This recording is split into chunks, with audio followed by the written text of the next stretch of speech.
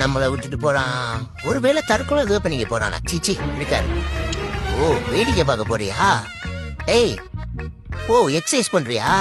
ஆமா, ஒரு 1000 கிலோமீட்டர் ஓட்டிட்டு வந்து நிறுத்திட்டாரு. கை கால்லாம் கடுக்குது. ஏண்டா, அங்க இருந்து வெயிட்ட தூக்கிட்டு வந்தது நானு. உட்காந்து ஓட்டிட்டு வந்துட்டு நீ போய் எக்ஸசைஸ் பண்றியா? சரி சரி, வேகமா வா.